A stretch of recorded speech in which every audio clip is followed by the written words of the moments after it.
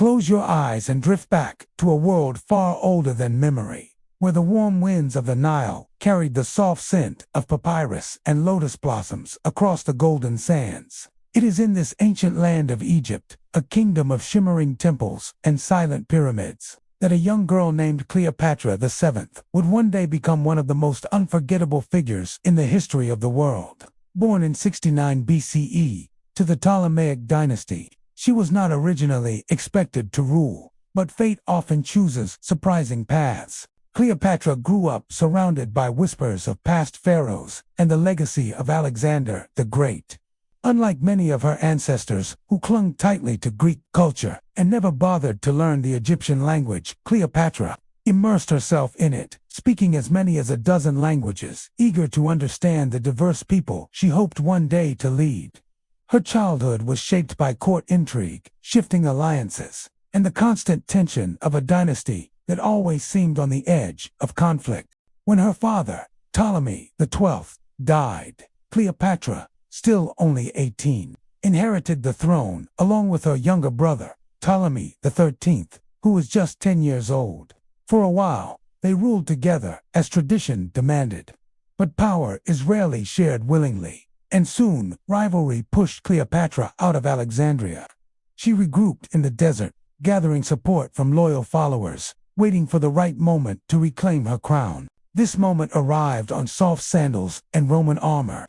Julius Caesar, the most powerful man in the Roman world, came to Egypt in pursuit of his enemy. Cleopatra saw an opportunity, not for conquest, but for survival. In a story told for centuries, she secretly entered Caesar's palace, rolled in a carpet, emerging before him with confidence and intellect that caught him entirely by surprise. Caesar restored her to the throne as Egypt's rightful ruler, and together they formed a political and romantic bond that promised stability for her kingdom. Their union brought a son, Ptolemy XV, called Caesarion, Little Caesar. Cleopatra imagined a future where he might unite the might of Rome with the soul of Egypt, but the world beyond the Nile grew darker. Caesar's growing power stirred fear and resentment among Roman senators. One day, in the Senate House, they ended his life with daggers, believing they were restoring their republic. For Cleopatra, it meant the loss of her greatest ally. She returned to Egypt, determined to hold on to a throne and secure her son's future. The Roman world soon split into two camps, led by Caesar's supporters, Mark Antony and Octavian. Mark Antony, who commanded the eastern provinces, summoned Cleopatra to Tarsus. She arrived in a spectacle that dazzled everyone's sails of purple, oars of silver, fragrances drifting from the deck as though Aphrodite herself had arrived. Antony, charmed not only by her dramatic entrance but also by her intelligence and presence, fell into a deep and lasting relationship with her. Cleopatra and Antony spent years together, sharing politics, luxury, and laughter along the Nile. They had 3 children, and for a time, it must have felt like the world could be reshaped by their dreams. Antony offered lands and titles to their children, promising the restoration of Egyptian strength and perhaps even a new Mediterranean empire. But Octavian, patient, calculating, and hungry for power, used their love against them. He portrayed Antony as bewitched by an exotic queen, loyal not to Rome but to her. War became inevitable. Fleets of ships clashed at Actium in 31 BCE, and the battle turned disastrously against Antony and Cleopatra. They fled to Egypt, but hope slipped through their fingers like Nile's silt. Antony, hearing a false report of Cleopatra's death, fell upon his sword, a tragic misunderstanding. Mortally wounded, he was carried to her side, and there, in her arms, he breathed his final words. Cleopatra, heartbroken but unyielding, understood that Octavian would parade her through Rome as a trophy. She decided instead to choose the manner of her end, arranging for a venomous asp, or perhaps poison concealed in a hairpin, to deliver the bite that would make her death swift. She died as a queen, the last pharaoh of Egypt. In 30 BCE, her son Caesarion was soon captured and killed, and with their deaths, Egypt became a province of the Roman Empire. The age of the pharaohs, thousands of years old, ended quietly. Yet Cleopatra's story did not disappear with the closing of her tomb. It rippled outward, growing with every generation that wondered about her life. The Romans, who feared her power even in death, wrote of her with a mixture of fascination and contempt. In their accounts, she was blamed for Antony's downfall, painted as a seductress who ensnared men with her beauty. But the Cleopatra of history was far more complex, a brilliant strategist, a shrewd negotiator, a ruler who navigated to mighty worlds colliding.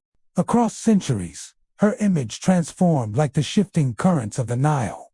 During the Renaissance, she became a symbol of tragic romance, forever entwined with Antony, lovers who defied the world but could not escape fate. Artists painted her final moments, draped in royal splendor, the serpent poised on her skin. Poets wrote of her with admiration and sorrow, imagining her final breath as a gesture of fierce independence.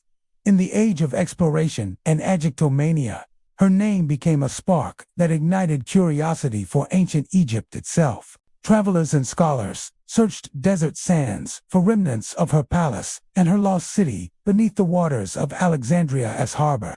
Cleopatra's allure seeped into theater and literature. Shakespeare anointed her the queen of drama, his Cleopatra both fatal and magnificent. Later, Hollywood cast her in shimmering jewels, telling her story through dazzling costumes and silver screen glamour. Still, the true woman remains elusive, covered by layers of myth and imagination.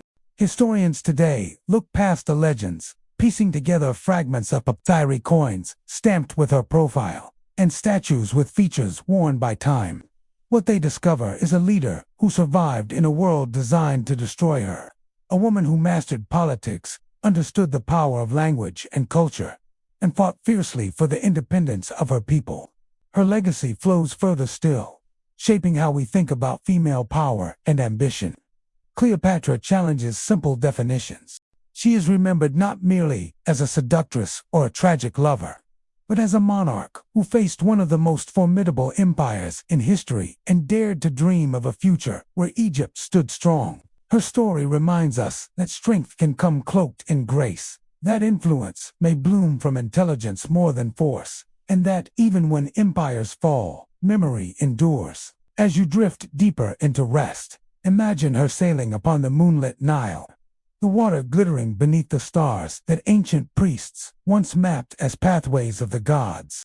Hear the distant murmur of Alexandria, once the center of wisdom, with its grand library full of scrolls that held the knowledge of the ancient world. Picture Cleopatra standing within her palace, head held high, gold catching the lamplight, her mind always turning with strategies for survival. Empires rise and crumble, but stories, like the slow eternal river, continue their journey.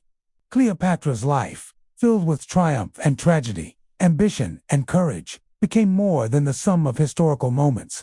It became a legend whispered through generations, carried in art, in books, in the curiosity of dreamers, and in the soft lull of nights like this one. Somewhere beneath the waves, off the coast of modern Alexandria, lies what remains of her world. Columns toppled, statues fallen, mosaics cracked by time.